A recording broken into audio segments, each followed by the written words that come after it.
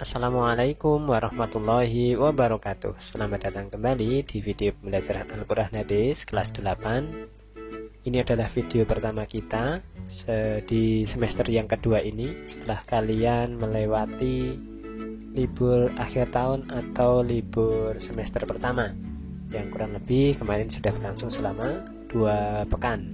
Saya harap setelah kita sudah mulai pembelajaran kita di semester 2 ini, kalian bisa mengembalikan semangat belajar kalian. Baik, untuk video pertama kita ini kita akan membahas tentang kontrak belajar yang akan kita lewati selama 1 semester atau yang semester yang kedua ini.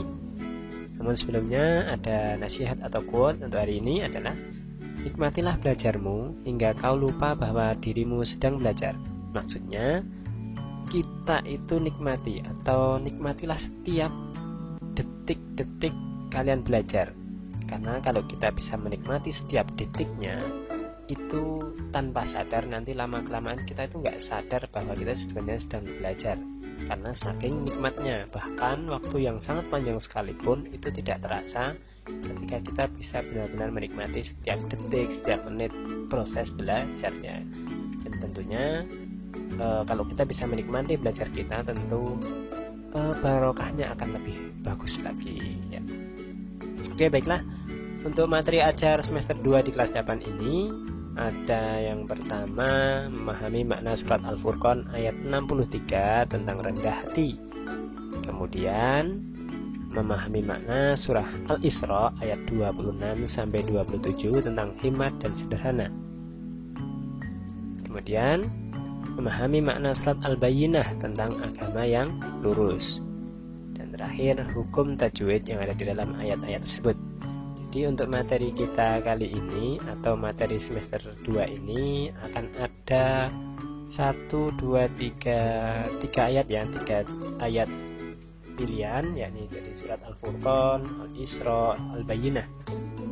Nah, di sana nanti kita akan belajar tentang bagaimana rendah hati yang diajarkan melalui ayat itu, bagaimana kita itu diperintahkan untuk hikmat dan sederhana, serta bagaimana toh agama yang lurus itu melalui surat Al-Bayyinah.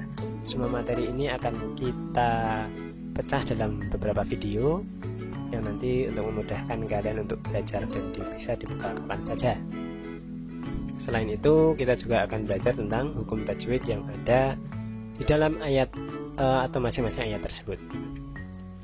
Nah, tujuan utamanya adalah kalian itu bisa membaca, minimal itu bisa membaca dengan benar sesuai dengan hukum tajwid. Kemudian bisa menjelaskan maknanya, makna yang ada di dalam ayat-ayat tersebut. Jadi apabila ada orang bertanya, kalian bisa menjelaskan dengan baik dan benar. Nah, dan yang paling utama adalah kalian bisa mengamalkan dalam kehidupan sehari-hari. Karena adalah tujuan utamanya itu ini. Kalian bisa mengamalkan ilmu yang sudah kalian dapatkan. Kenapa? Kalau ilmu didapatkan tanpa diamalkan, ibarat sebuah pohon yang rindang namun tidak berbuah. Tidak ada manfaatnya sama sekali.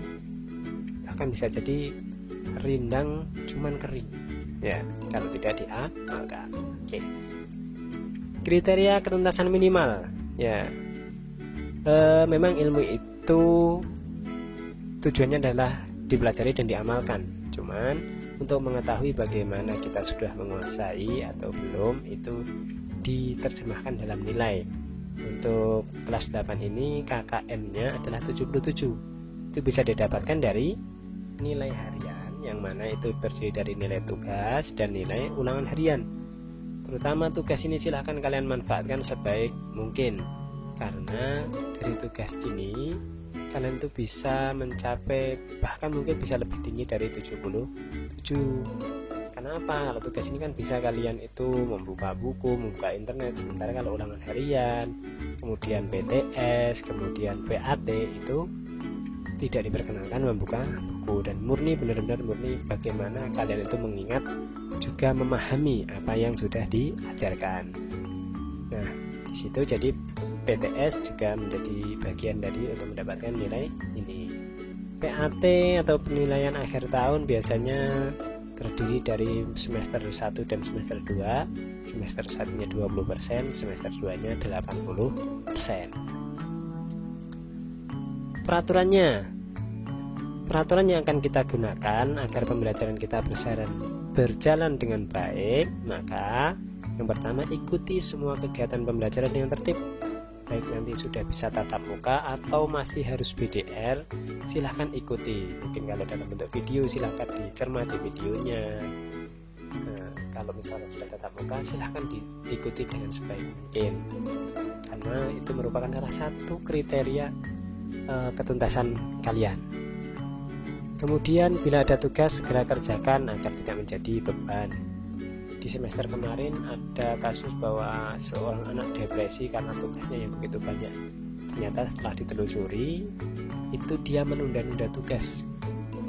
Padahal teman-temannya yang lain itu tidak ada masalah, karena mereka mengerjakan dari awal sampai akhir. Itu mengikuti, ketika ada tugas kerjakan, ketika ada tugas kerjakan, maka tidak menjadi beban. Sementara satu anak ini itu ternyata menunda-nundanya. Akhirnya ketika ditagih, dia merasa keberatan.